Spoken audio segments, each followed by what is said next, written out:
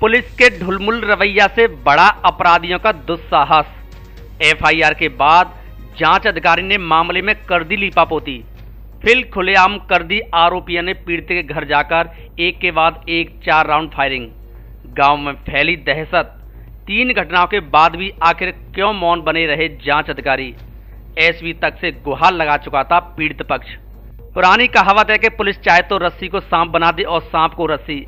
ऐसा ही एक मामला है सदर थाना दौलपुर की पचगांव पुलिस चौकी और तत्कालीन जांच अधिकारी का, जिसने पुरानी छावनी गांव में घटी एक आपराधिक घटना में एफआईआर दर्ज होने के बाद भी मामले में ठोस कार्रवाई नहीं की और ढुलमुल रवैया से गंभीर अपराध की धाराओं को हटाते हुए मामले को सामान्य बनाकर जांच में निपटा दिया, जिससे आरोपियों का दुस्साहस बढ़ता गया और उन्होंने एक के बाद एक 4 बार वारदात कर दी।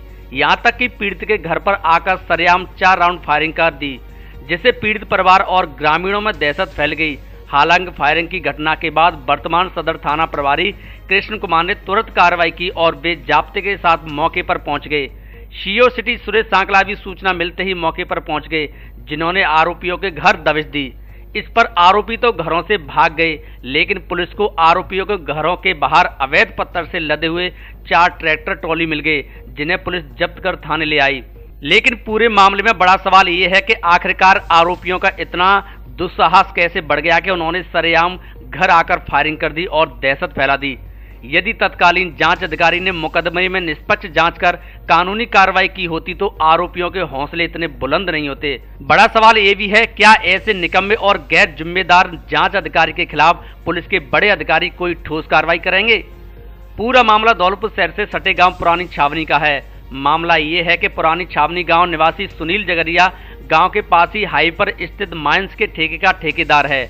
वहीं उसके गांव के ही कुछ लोग ट्रैक्टर ट्रॉली में पत्थर भरकर लाते हैं, जिनसे सुनील के ठेका पर मौजूद कर्मचारियों ने रॉयल्टी के पैसे मांगे तो उन्होंने पैसे नहीं दिए। इस पर सुनील के ठेके पर मौजूद कर्मचारी और ट्रैक्टर चालकों के बीच झगड़ा हो गया। इसके बाद ट्रैक्टर चालक एक राय होकर 11 अगस्त 2023 को सुनील के घर पहुंचे, जहां घर पर सिर्फ महिलाएं थी। इस दौरान आरोपी मुन्ना यादव, दिनेश, लवकुश, मुकेश, भोलू सहित अन्य घर में रखी सुनील की कार की तोड़फोड़ की एवं अन्य सामान की तोड़फोड़ की।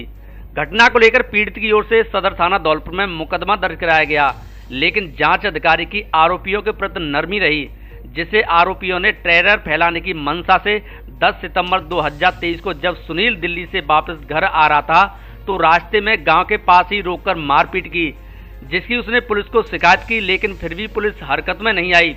इसके बाद 22 अक्टूबर 2023 को सुनील का दोस्त लंकेश निवासी हाउसिंग बोर्ड कॉलोनी दौलपुर से घर छोड़कर वापस अपने घर जा रहा था।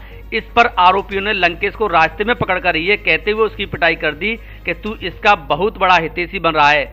इसके बाद लंकेश और सुनील पचगांव पुलिस चौकी पर शिकायत करने पहुंचे, लेकिन वहां भी पुलिस ने ना तो एफआईआर दर्ज की और ना ही आरोपियों के खिलाफ कोई कार्रवाई की, जिससे आरोपियों द्वारा एक के बाद एक लगातार 3 घटना को अंजाम दिया गया।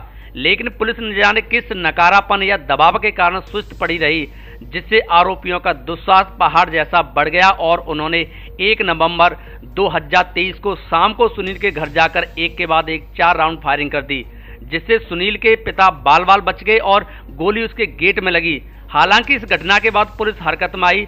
खुद सीओ सिटी और सदर थाना प्रभारी कृष्ण कुमार मौके पर पहुंचे, जिन्हें मौके पर खाली कारतूस भी मिले, जिस पर पुलिस ने आरोपियों के घर में दबिश भी दी। लेकिन बड़ा सवाल ये है कि आखिर तत्कालीन जांच अधिकारी की ऐसी क्या मजबूरी थी कि वह आरोपियों के खिलाफ कार्रवाई नहीं कर सका, जिससे आरोपियों के हौसले बढ़ गए और फायरिंग जैसी बड़ी वारदात को अंजाम दे दिया। यदि गोली किसी के लग जाती तो क्या होता? एसपी से भी लगाई पीड़ित ने गुहार। एक के बाद एक हो रही वारदात को लेकर पीड़ित की ओर से दौलपुर एसपी मनोज कुमार से भी गुहार लगाई गई। पीड़ित ने 13 सितंबर और 29 सितंबर को एसपी को लिखित शिकायत देकर आरोपियों के खिलाफ कठोर कानूनी कार्रवाई करने की मांग की। इस पर एसपी ने थाना प्रभारी को निष्पक्ष जांच कर आरोपियों के खिलाफ कार्रवाई करने के निर्देश दिए, लेकिन पता नहीं क्यों फिर भी जांच अधिकारी घटना की निष्पक्ष जांच करने से परहेज करता रहा और आरोपियों को क्षमादान देते हुए छोटी मोटी धाराओं में कार्रवाई कर दी, जबकि मामला गंभीर किस्म के अपराध का था।